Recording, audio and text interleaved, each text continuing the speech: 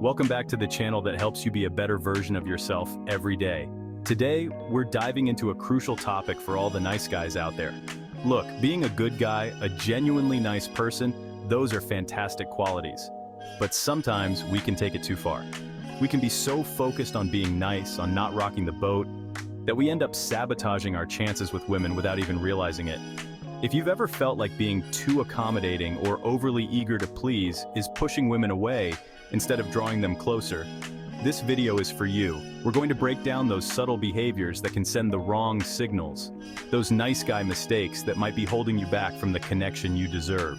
We'll guide you through the 5 key mistakes that can push women away, and more importantly, show you how to confidently assert yourself, how to communicate your value without losing your genuine kindness. This isn't about turning into someone you're not, it's about letting your true, attractive self shine through. Alright guys, let's talk about availability.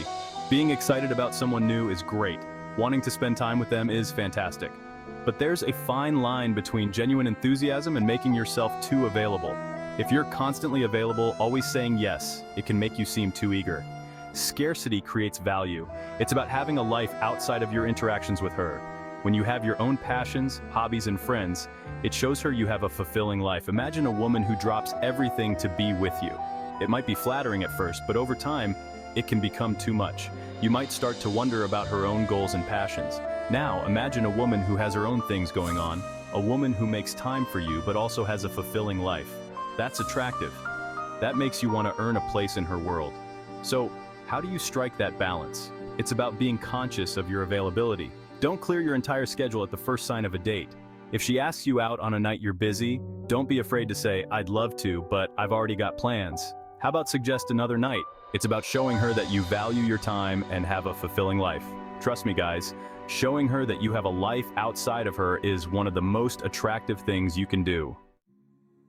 Let's talk about forgiveness, guys, because being the bigger person, being understanding, those are admirable qualities. But there's a difference between genuine forgiveness and letting someone walk all over you, and that's a line we need to be very careful not to cross. Look, relationships are about navigating the ups and downs together, and disagreements are bound to happen. It's how we handle those disagreements, how we communicate our needs and expectations, that truly matters. If you find yourself constantly brushing things under the rug, if you're always the first one to apologize even when you know you've been wronged, it can create an unhealthy dynamic. Think about it. When you forgive too easily, when you let things slide without addressing them, it can send the message that your feelings aren't important, that your boundaries don't matter. And over time, that can lead to resentment building up. Now, I'm not saying you should hold grudges or refuse to forgive. Forgiveness is crucial for a healthy relationship, but true forgiveness takes time. It takes understanding. It takes a genuine apology from the other person and a commitment to do better. It's not just about saying the words, "I forgive you." It's about actually meaning them. So how do you find that balance between being forgiving and setting healthy boundaries? Communication is key. If she does something that hurts you, don't just brush it off. Don't try to be the cool guy who doesn't let anything bother him. Address it. Tell her how her actions made you feel. Use I statements. For example, instead of saying, "You were so inconsiderate," try saying, "I felt hurt and disrespected when you specific action." This opens up a dialogue. It shows her that you're not afraid to express your feelings, that you respect yourself enough to stand up for what you deserve. Remember guys, forgiveness is a strength, not a weakness, but it's a strength that should be given freely, not out of obligation or a fear of rocking the boat. You deserve to be with someone who respects your boundaries and who understands that your feelings are valid. Stop seeking her validation. Confidence comes from within. Let's talk about confidence. Because true confidence, the kind that draws people in, comes from within. It's about knowing your worth, owning your strengths, and not needing external validation to feel good about yourself. When you're constantly seeking validation from a woman, whether it's through compliments, reassurance, or approval of your every move, it can actually have the opposite effect. It can make you seem insecure, like you're not quite sure of yourself or your place in the relationship. Think about it. Have you ever been with someone who constantly needed to be told how great they were, who fished for compliments, who seemed terrified of doing anything wrong? It can be draining, right? Now imagine someone who walks into a room with their head held high, who owns their quirks and imperfections, who doesn't need constant reassurance to feel good about themselves. That's attractive. That's magnetic. That's the kind of energy that draws people in. So how do you cultivate that unshakable inner confidence? It starts with focusing on yourself, on building a life that you're proud of. Pursue your passions, invest in your personal growth, surround yourself with people who uplift and inspire you. When you feel good about yourself, when you're living a life that excites you, that confidence will radiate outwards, and you won't need to seek validation from anyone else. And here's the thing, women are incredibly perceptive.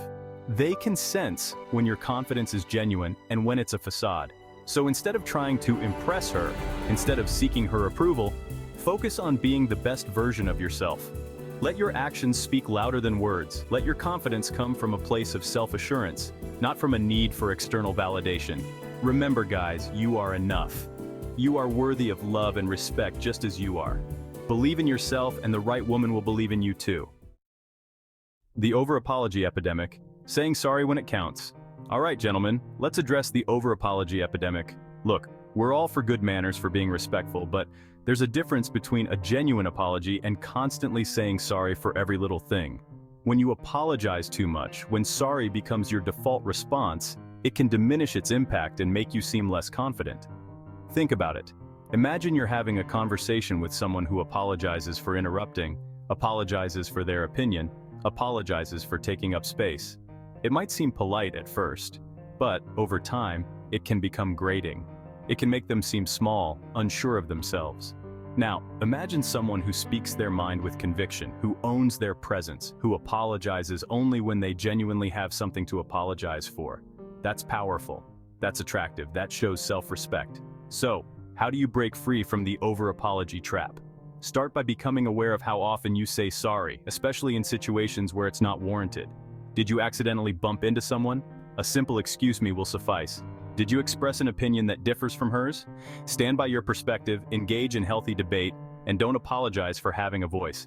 Instead of defaulting to sorry, try using alternative phrases that convey your message without diminishing your presence. For example, instead of saying "sorry, can I just add something?" try saying "building on that point," or "I have a different perspective on this." Remember, guys, your voice deserves to be heard. Your opinions matter, your presence is valuable.